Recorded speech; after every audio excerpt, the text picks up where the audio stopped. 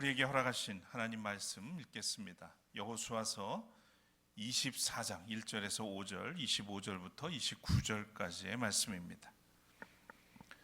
여호수아가 이스라엘의 모든 지파를 세겜에 모이게 하였다. 그가 이스라엘의 장로들과 그 우두머리들과 재판관들과 공직자들을 불러내니 그들이 하나님 앞에 나와서 섰다. 그때 여호수아가 온 백성에게 말하였다. 주 이스라엘의 하나님이 이렇게 말씀하셨습니다. 옛날에 아브라함과 나홀의 아비 데라를 비롯한 너희 조상은 유프라테스 강 건너에 살면서 다른 신들을 섬겼다. 그러나 내가 너희 조상 아브라함을 강 건너에서 이끌어내어 그를 가나안 온 땅에 두루 다니게 하였으며 자손을 많이 보게 하였다.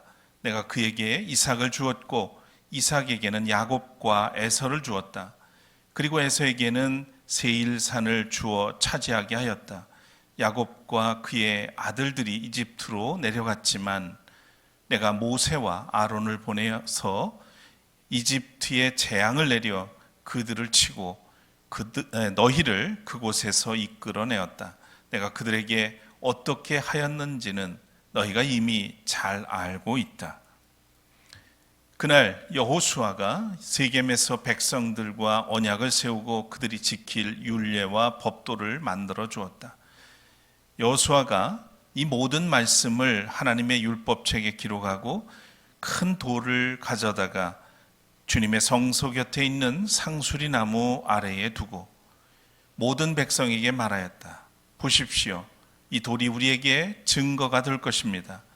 주님께서 우리에게 하신 모든 말씀을 이 돌이 들었기 때문입니다. 여러분이 여러분의 하나님을 모른다고 할 때에 이 돌이 여러분이 하나님을 배반하지 못하게 하는 증거가 될 것입니다. 여호수아는 백성들을 제각기 유산으로 받은 땅으로 돌려보냈다. 이 일을 마친 다음에 주님의 종 눈의 아들 여호수아가 죽었다. 그의 나이는 110세였다. 이는 하나님의 말씀입니다.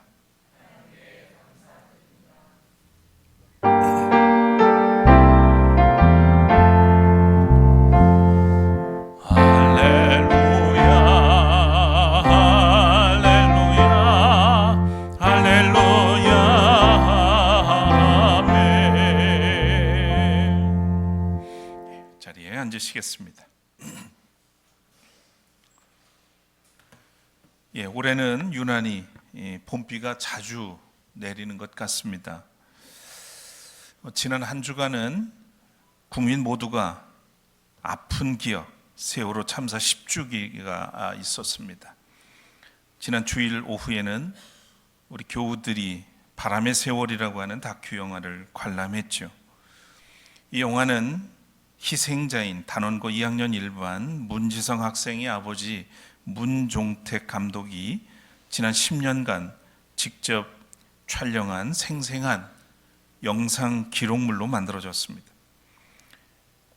영화를 관람하는 내내 그날의 악몽 같은 기억, 잊지 않겠다고 다짐하며 별이 된 아이들과 약속했던 기억, 충분히 행동하지 못한 미안함으로 온몸이 아팠습니다.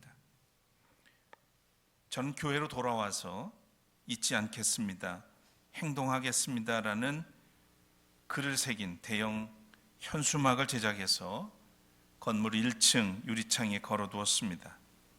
지나는 사람마다 보고서 한 번 더 기억할 수 있게 하기 위해서입니다. 지난 19일은 이승만 독재 정권을 종식시킨 4.19 혁명 64주년이었고 어제는 장애인의 날이었습니다. 무도한 검찰 독재 정권의 조기 종식과 장애인 인권이 존중되고 누구나 일상이 편리한 그런 사회가 속히 오기를 소망합니다.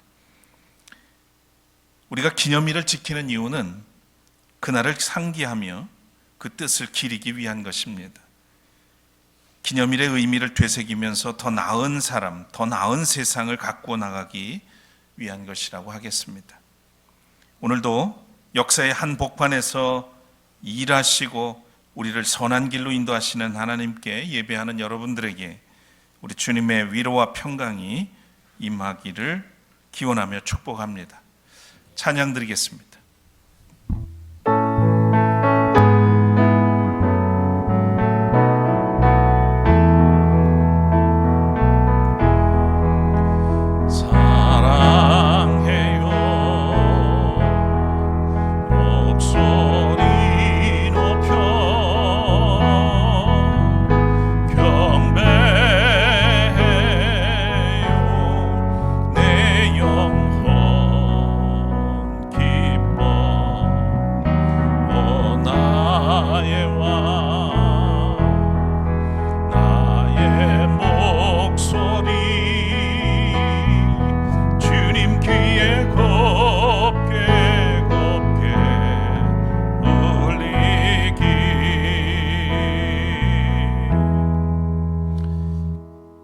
역사의 한복판에서 선한 길로 인도하시는 하나님, 오늘도 우리를 예배자로 삼으시고 또 우리를 기억하시고 이 거룩한 자리에 인도해 주셔서 감사합니다. 이 시간 우리 있는 모습 그대로 주님 앞에 나왔습니다. 주님의 은혜를 덧입히시고 또 주님의 보혈로 우리의 죄와 허물을 씻겨주시며 또 오늘 예배를 통해서 주시는 하나님의 뜻을 알고 또 거룩한 길로 나아갈 수 있는 용기와 또 힘을 허락해 주시길 원합니다. 오늘 이 시간 주의 말씀 앞에 우리를 불러주셨으니 성령을 통해서 우리의 마음의 문도 열어주시고 또 온전히 그 말씀을 듣고 새기며 거룩한 하나님의 백성답게 살아가도록 결단하도록 또 행동하도록 이끌어 주시길 원합니다. 부족한 종에게도 주의 은총을 덧입혀 주셔서 온전히 이 시간 주의 뜻을 전할 수 있도록 이끌어 주시옵소서. 예수 그리스도의 이름으로 간절히 기도드립니다. 아멘. 사람은 기억의 동물이면서 동시에 망각의 동물이기도 합니다. 망각은 하나의 방어 기제이기도 하지만 사람은 좋은 일보다 좋지 않은 일을 오래 기억하는 경향이 있습니다. 그것은 아마도 자극의 강도 때문일 것입니다. 잊지 말아야 할 일은 쉽게 잊어버리고 잊어버려도 될 일들은 잊지 못하는 고약한 특성을 가지고 우리는 삽니다. 그래서 병이 되고 상처를 만들기도 하죠. 믿음의 사람들은 역사를 기억하고 거기서 하나님의 뜻을 읽어야 할 뿐만 아니라 우리를 향한 하나님의 계획과 섭리 그리고 은혜를 잊지 말아야 합니다. 우리가 구약 성서를 읽다 보면 반복적으로 마주하게 되는 사건이 있습니다. 바로 출애굽 사건이죠. 유월절 이야기입니다. 하나님께서는 이스라엘 백성들에게 출애굽 사건, 시내산 언약, 율법, 광야 생활, 가나안 정복에 이르기까지 역사적 기억을 상기하도록 하십니다. 그렇게 하시는 것은 이스라엘이 거룩한 백성, 제사장, 나라라고 하는 정체성을 가지고 또 하나님만이 그들을 믿고 섬겨야 할 유일한 분이라는 사실을 주지시키시기 위한 것이죠. 이스라엘을 향한 하나님의 약속은 오늘 우리를 향한 구원의 약속이면서 우리는 이 사건을 통해서 이를 성취하시는 하나님을 경험하고 섬기도록 하신 것이라고 할 수 있겠습니다. 지난번 저는 여호수아를 소개하면서 이스라엘 민족이 가나안 땅에 입성하는 과정과 또 그 정복에 관한 성서의 증언을 통해서 하나님이 이스라엘과 함께 하셔서 그들을 위해 싸우시는 하나님을 소개했습니다. 그러면서 이스라엘이 가나안을 정복하는 전쟁을 거룩한 전쟁, 하나님의 전쟁이라고 했습니다. 하나님께서 행하시는 그런 전쟁은 인간의 지략이나 또는 상상과는 차원이 다릅니다. 그들은 첫째, 이스라엘의 젊은이들은 전쟁 준비를 칼과 창으로 하지 않고 먼저 할례를 단행해서 하나님의 백성으로서의 의식을 갖추었고, 두 번째는 유월절을 지켰으며 세 번째는 성결을 준수하고 전쟁에 임했습니다. 분명한 질서가 있고 그리고 우선순위가 투명하고 분명합니다. 이렇게 이스라엘이 가나안 정복을 마치도록 이끄신 하나님은 이어서 여호수아를 통해서 땅을 공정하게 분배하도록 하셨습니다. 땅의 분배는 당시 모든 이방 나라들, 특히 모든 땅을 왕실 소유로 독점해서 농민들을 학대하고 착취하는 왕정 체제에 대한 도전이었습니다. 공정한 땅의 분배는 모든 인간을 향하신 하나님의 공의와 사랑의 표현입니다. 그래서 땅을 분배받은 사람들은 땅을 착취하는 사람이 아니라, 착취하는 자가 아니라 땅을 올바로 가꾸어야 하는 정원사가 되는 겁니다. 무엇보다 공정한 땅의 분배는 이스라엘 민족이 앞으로 세워갈 국가를 정의로운 국가로 만드는 기초이고 출발점이었습니다. 그리고 땅의 분배는 레위기와 신명기에서 강력히 명하신 희년, 그리고 이 땅의 신학을 펼치는 실험이기도 했습니다. 현재 우리나라 정부가 지나치게 재벌과 부자들에게 감세를 해줘서 60조 이상의 세수의 결손이 나고, 또 당연히 세수 결손은 결산에서 마이너스 성장을 하게 만들었습니다. 시대적으로 상대적으로 또 이 서민과 근로자들의 세금 부담이 늘어나서 경제적 부담이 가중되고 민생은 파탄에 이르게 됐습니다. 현 정권은 하나님의 정의에 어긋나는 행정을 하고 있는 것이고 결국 국가를 위기에 몰아넣고 있습니다. 초대교회 신앙 공동체에서 보여준 것처럼 가진 자들은 많이 내어놓고 필요에 따라 없는 사람들은 나누어 쓰는 것이 공정하고 정의로운 사회로 가는 길이라고 하는 것을 성서는 우리에게 분명하게 알려줍니다. 무모하고 무책임한 독재 정권을 조기 종식시켜야 하는 이유가 이 때문이기도 합니다. 오늘의 구원 순례는 가나안 땅 세겜이라고 하는 도성에서 시작합니다.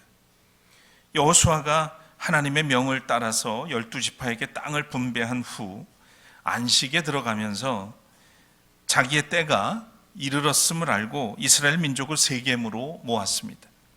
여호수아는 이스라엘이 하나님 앞에서 언약을 맺는 장엄한 피날레로 소명의 마무리를 하려는 것으로 보입니다. 이 세겜 언약은 하나님 중심의 신앙을 다시 결속하고 미래를 약속하는 민족 축제였다고 할 수 있겠습니다. 이스라엘에게 세겜 언약은 역사의 갈림길이고 새로운 전환점이기도 합니다. 세겜은 어깨라고 하는 뜻을 가지고 있는데 지리적으로 예루살렘 북쪽 49km 지점, 예수님 당시의 사마리아 지역인데요, 그리심산과 에발산 사이에 있는 곳입니다. 여호수아는 이곳에 이스라엘 민족을 불러 모았습니다. 땅이 없는 민족에게 이제는 땅이 있는 그런 민족이 되어서 모인 첫 번째 민족적 회집이라고 할 수 있겠습니다. 그런데 이 더 기름진 땅이 사실은 있는데 왜 여호수아는 하필 이 세겜이었을까? 왜 세겜에 사람들을 모이게 했던 것일까요? 여호수아가 민족적 회집의 자리로 세겜을 선택한 데는 세 가지의 숨은 이유가 있다고 할 수 있겠습니다. 첫째는 정치 경제적인 이유 때문입니다. 세겜은 오랜 세월 가나안을 주름잡아온 정치적 경제의 일본지라고 할 수 있습니다. 바로 여기서 여호수아는 세겜과 가나안의 주인공은 더 이상 가나안 원주민이 아니라 하나님과 하나님의 백성 이스라엘임을 온 천하에 선언하기 위해서 이런 정치적 목적을 가지고 세겜에서 모임을 갖습니다. 두 번째로 종교적인 이유인데요. 세겜은 온갖 이방 신들이 들끓었던 종교적 도성이었습니다. 어린 아이들의 재물을 먹고 사는 몰렉이 있었고 또 바알이 둥지를 틀었습니다. 인간과 나라를 지배하고 있었던 일종의 종교 왕국이라고도 불릴만 했습니다. 여호수아는 바로 이 자리에서 이 신들을 거짓 신으로 만천하에 폭로를 하고 그들을 추방하고 그들을 또한 초토화하는 종교적 전쟁을 시작하고 있었던 것이죠. 여호수아가 세겜 회집을 도모한 것은 앞서 말씀드린 정치적 또 경제적인 선언 또 종교적 전쟁보다도 더 중요한 이유가 하나 있는데요. 그것은 바로 500년 전 그들의 조상 아브라함이 살던 곳이었기 때문입니다. 이것이 세 번째 이유입니다. 세겜은 한마디로 그들의 고향이었고요. 또 하나님께서 약속하신 땅이었습니다. 창세기 12장 6절에 내가 너로 큰 민족이 되게 하고 너에게 복을 주어 내가 크게 이름을 떨치게 하겠다. 너는 복의 근원이 될 것이다. 라고 약속했던 그 땅이 바로 이곳이었던 겁니다. 이 세겜은 아브라함이 살던 곳이었고 후손에게 땅이 약속된 곳이었습니다. 그리고 이곳에는 야곱의 운물이 있었고 요셉의 무덤이 있는 곳입니다. 이스라엘 백성들에게 역사적인 상징성이 충분한 곳이라는 것이죠. 여호수아는 이스라엘의 고향으로 민족을 불러 모았던 것입니다. 약속의 땅 세겜, 아브라함과 약속하셨던 때부터 500년 동안 사람들에게는 잊혀져 온 이 약속의 땅 세겜. 그러나 하나님은 아브라함과의 약속을 기억하시고 그 약속을 지키신 하나님의 신실하심을 만천하에 선언하는 그런 자리였던 것입니다. 그래서 세겜은 하나의 지명 그 이상의 의미가 있습니다. 약속의 땅 이전의 긴 고난의 여정을 기억하고 이제 약속의 땅 이후에 펼쳐질 민족의 운명을 새로 설계해야 하는 분기점이 바로 세겜이었던 겁니다. 바로 여기서 또 하나의 중대한 역설이 등장하는데요. 민족의 운명이 걸린 중대한 역사적 갈림길, 이스라엘 민족이 가야 할 새 정치판을 짜야 하는 바로 그 시점에 민족의 지도자 여호수아는 아무런 정치적인 청사진도 내놓지 않았다는 것에 주목하게 됩니다. 후계자 지명도 또 민족이 가야 할 그 어떤 로드맵도 내놓지 않았습니다. 사람들을 다 모아놓고 뭔가 앞으로 이 민족이 어떻게 살아야 될지 그런 이야기들을 할 줄 알았는데 전혀 그런 이야기들을 하지 않습니다.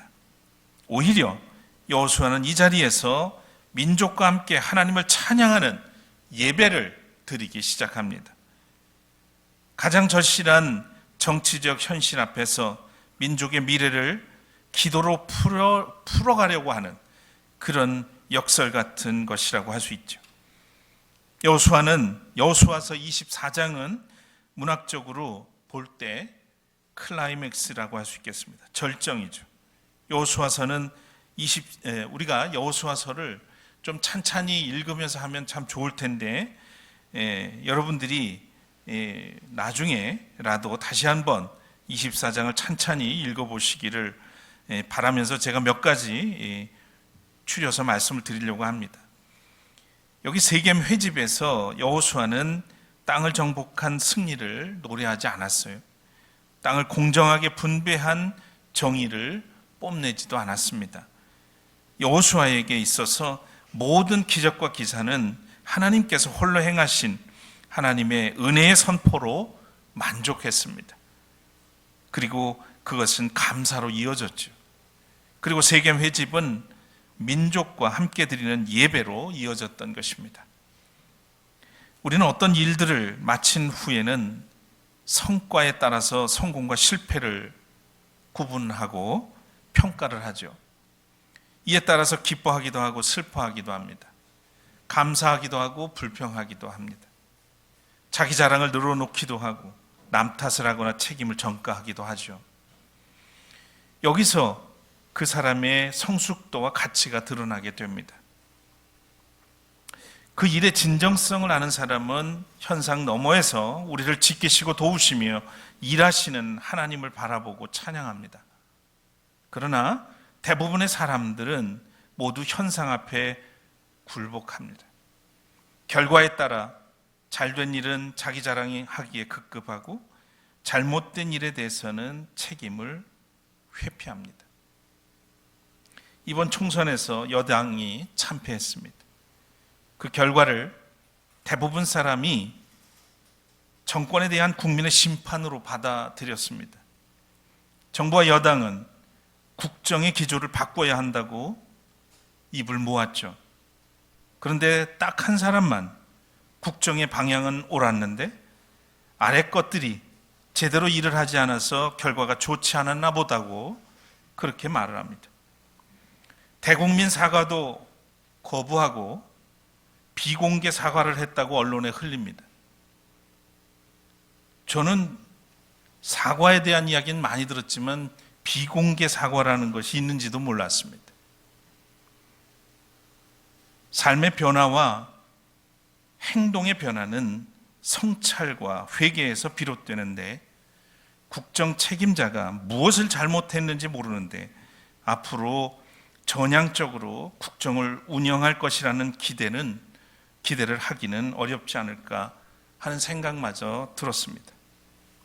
그래서 3년은 너무 길다, 조기 종식시키자는 그런 말이 회자되는 것이 어쩌면 당연한지도 모르겠습니다.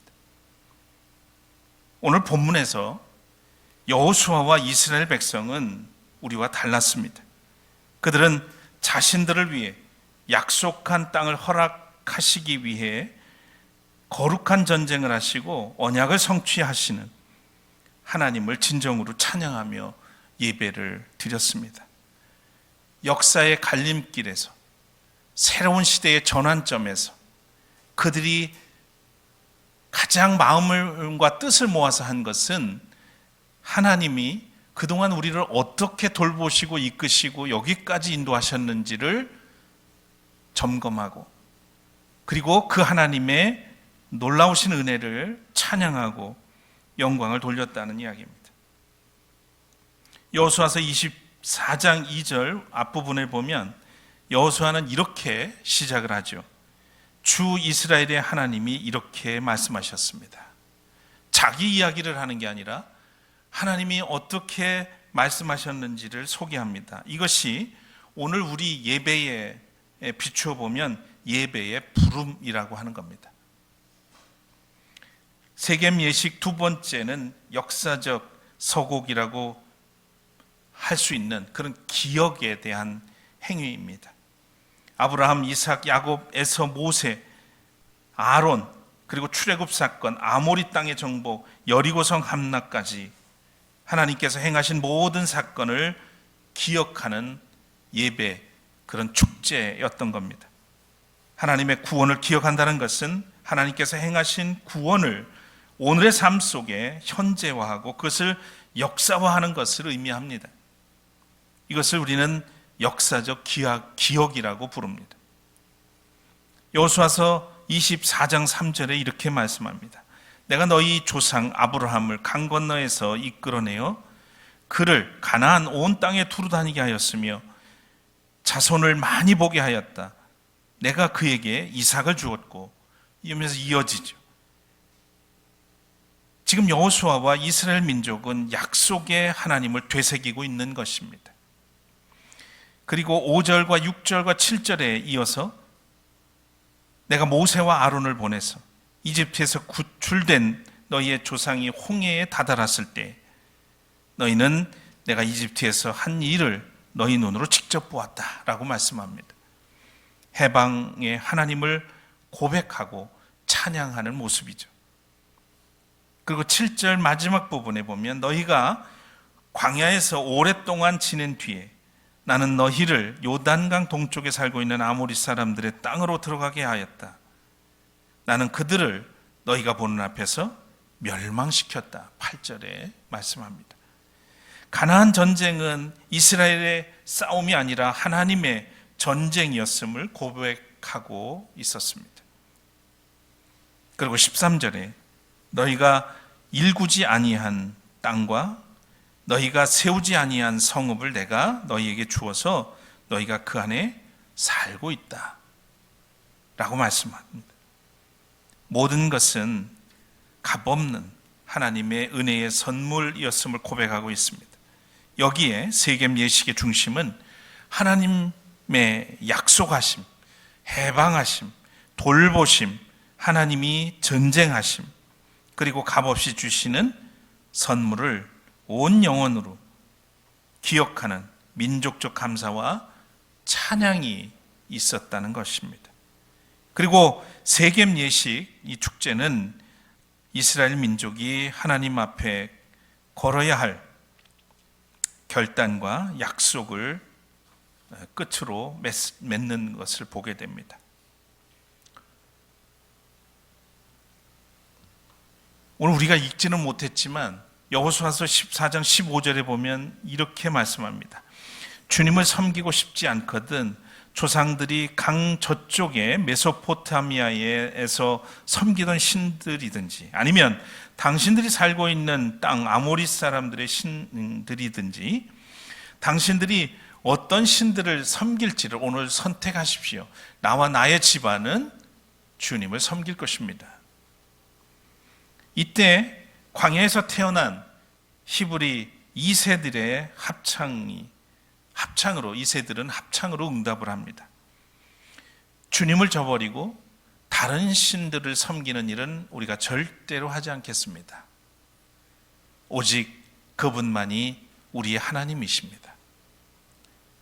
물론 이들이 이렇게 말을 하고 끝까지 지켰으면 얼마나 좋겠습니까? 우리도 매일 하나님 앞에서 고백하고 결단하지만 실수와 허물, 죄를 범하는 것과 같이 이스라엘 백성들은 이때는 분명히 하나님 앞에서 저런 고백을 했습니다. 그들의 진정한 저 순간만큼은 분명한 믿음의 고백이고 예배자로서 하나님 앞에 엎드리면서 했던 말입니다. 오직 하나님만이 우리의 하나님이십니다. 우리에게도 비록 허물 많고 실수 많지만 적어도 예배 자리에 나와서는 하나님 앞에 이런 분명한 신앙의 고백이 있기를 소원합니다. 예식이 끝난 후에 그들은 언약을 맺고 율례와 법도를 만들고 그것을 율법책에 기록하고 큰 돌을 증거로 세웠습니다. 이것을 세겜 언약이라고 합니다. 시내산의 언약의 완성이라는 뜻이기도 합니다. 장엄한 세겜 예식은 이렇게 끝났습니다.